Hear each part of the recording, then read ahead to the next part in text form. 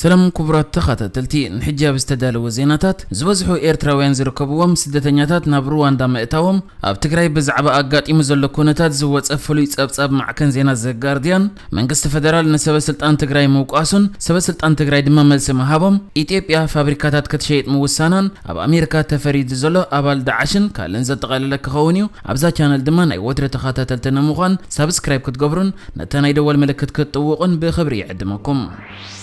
زوزحو ايرتراويان زركبوهم 100 سدتنياتات كاب ليبيا ناب رواندا اتيوم كابزوم سدتنياتات اتوم 68 ايرتراويان كوينوم اتوم 30 سوداناويان اتحددو سوداناوي اتكال ادما كاب ايثيوبيا مخوانم تغليصو ازوم سدتنياتات كاب مسرتتي اب عامه 2019 امونغو منغست رواندا تكال سدتنياتات ودو حورات هاغراتن حبرت افريقيا استفرمه سممعيوم ناب رواندا كساب ناب سلسيت هاغر زغعزو تسغاغيرم زلو ازوم حجي ناب رواندا اتيوم زلو سدتنياتات كا 10 زوريا كوينوم قدميوم بوزح ማይት ኤርትራውያን ዝርከቦም ስደተኛታት ካብ ሊቢያ ናብ ሩዋንዳ ተሰጋጊሮም ይፈልጥዮም እዞም ስደተኛታት ከ ሕጂ ኣብቲ መብራቐተ ሃገር ዝርከብ ዝተዳለወሎም መቀበለ ከኣቱ ምዃኖም ተገሊጹሎ እዚ ሕጂ እዞም 68 ኤርትራውያን ዝርከቦም 100 ስደተኛታት ዝኣተውዎ መቀበለ ግዚያዊ ማዕስከር ስደተኛታት ቅድሚ ሕጂ ብዙሓት ኤርትራውያን ዝርከቦም 1055 ስደተኛታት ተቀቢሉ ይፈልጥ እዩ ከም ዝፍለጥ ብዙሓት ካብ ሊቢያ ናብ ሩዋንዳ ንግዚኡ ተባሂሎም ተሰጋገሩ ስደተኛታት ብምትሕባር ትካል ስደተኛታት ውድብ ሕብራት ሃገራት ናብ ካናዳ فرنسا شويدن نروي دنماركن زعمسل هاجرات كسجاجرو كيلوم نيرم يوم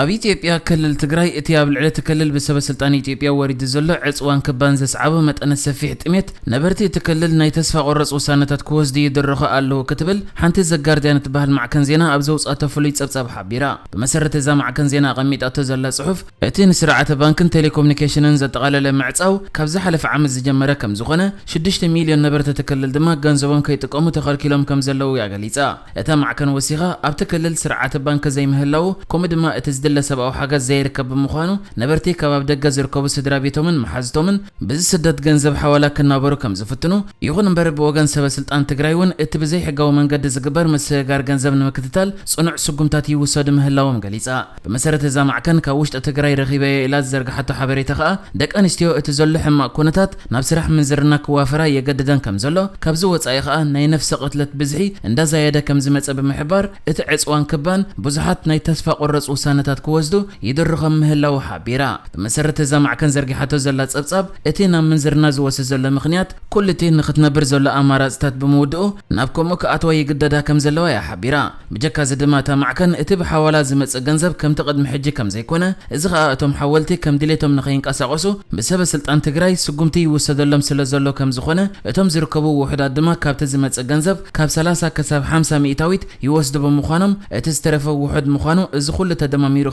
ብዙሓት ናይ ተስፋ ቆረጽ ውሳነታት ክወስዱ ይደፋፍኡ ምህላዎም ዘማዕ ከን ኣብ ዝፍሉይ ጸብጻባ ጽሒፍ ኣላ ብዛዕባ ብሰበ ስልጣን ትግራይ ኣብ ልዕሊ ናይ ሓዋላ ገንዘብ ዝውሰድ ዘሎ ስጉምቲ ብዝምልከት ድማ ዘማዕ ከን እቲ ነዝን ጥፈታት ዝቆጻጸር ኮሚቴ ብምክትል ፕሬዝደንት ትግራይ ፈትለ ወርቅ ገብረ እግዚአብሔር ከም ዝምራሕ እቲ ትእዛዝ ብናታ ፊርማ ዝሓለፈ ምዃኑ ያገሊጻ እዚ ይኹን እምበር ነዚ ጉዳይ ኣመልኪቱ ወሃበ ቃል መንግስቲ ትግራይ ነዘማዕ ከን ኣብ ዝሃቦ መልሲ ነቲ ሰበ ስልጣን ትግራይ ናይ ሓዋላ ገንዘብ ይህግሩ ኣለዎ ዝብል ክስ ድሕሪ ምንጻግ ክሳብ ክንድዚ ግዳቤታት كجبروا لزخل بزح جنزب كم زيله نبتكلل ناي جنزب وحزة كهلو كم زت تبابعو جنك زخون زي حاجة ونتفتت عبتحت قصر كأتو قالوا وكبليو تزاريبو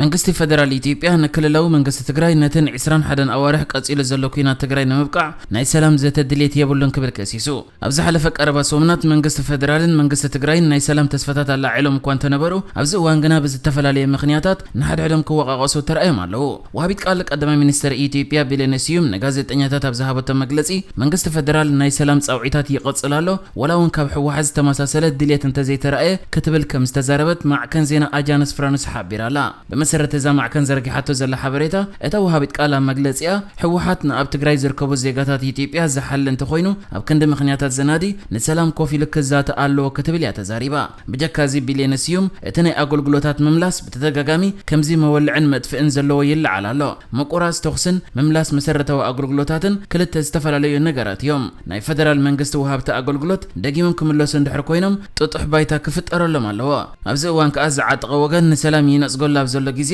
ውሕስ ኩነታት ኣይተፈጥረናሎ ክትብል እያ ተዛሪባ ነዚ ናይ መቆራጽ ተኽሲ ዛዕባ ኣመልኪቶ ብወገን መንግስቲ ትግራይ ጌታቸው ረዳ ብዝሃቦ መልሲ መንግስቲ ፌደራል ኢትዮጵያ ናይ ምድንጓይ ታክቲክ ይጥቀማሎ ድሕሪ ምባል ሰራዊት ፌደራል ንሓይልታት ትግራይ ዝተኻተኹ ተግባራት ይፍጽሙ ምህላዎም ከሲሱ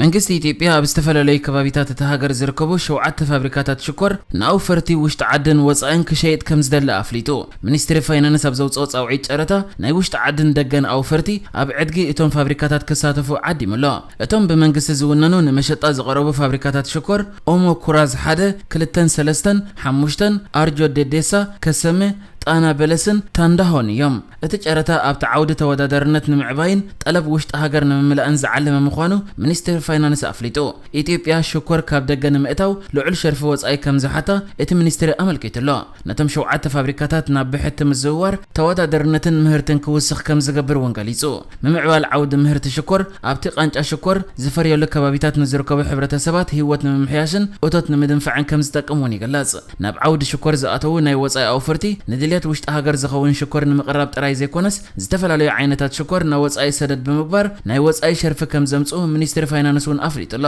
እቶም ንጨረታ ዝወጹ ፋብሪካታት ሽኮር ኣብ ቀረብ እዋን ዝተሃንጹን ዝርከቡሉ ቦታታት ንምፍረቅ ቃንጫ ሽኮር ዝምችኡ ልዑል ሃብቲ ማይ ዘለዎም ሙሉእ መሰረት ልምዓት ዘለዎም ምዃኖም ገሊጹሎ መስርሕ ናብ ብሕቲ ምዝዋር እተን ፋብሪካታት ኤርኔስት ኤንድ ያንግ ዝተባህለ ትካል ከም ኣማኻሪ ብምቁጻር እቲ መስርሕ ንጹርን ዕውትን ክኸውን ምዃኑ ተገሊጹሎ ሚኒስትሪ ፋይናንስ ነተን ፋብሪካታት ሽኮር ንምግዛእ ዝደልዩ ናይ ውሽጢ ዓዲ ዓለም ለኸ ወይ ድማ ውህት ትካላት ተገዳስነቶም ዝገልጽ ቦንድ ከቕርቡ ዓዲሙ ቅድሚ 4 ዓመታት መርሒ ኢትዮጵያ ዝነበረ ሰልፊ ይህወደግ መሰረታዊ ለውጢ ንምምጻእ ይሕሊፍዎ ካብ ዝነበረ ውሳነታት ንዓሰርታት ዓመታት ኣብ ትሕቲ ብሕታዊ ዋንነት መንግስቲ ዝነበሩ መሳለጥያትን ኣፍሪት ትካላትን ኩሎም ወይ ገለ ክፋል ናብ ናይ ብሕቲ ዋንነት ምስጋር ይዝርከቦም በመሰረት ናይ ሽዑ ውሳነ ኸኣ ኣብ ትሕቲ ዋንነት መንግስቲ ኣገልግሎት ዝህቡ ወይ ኣብ ህንጻ ዝርከቡ ትካላት መንገዲ ባቡር ልምዓት ሽኮር ኢንዱስትሪ ፓርክ ሆቴልን ዝተፈላለዩ ኣፍሪት ትካላትን بملكع بركتات مشات وي ملو بملو وي ذما بخفيل نولك أوفرتك الساقاقوري يتوسين نيرو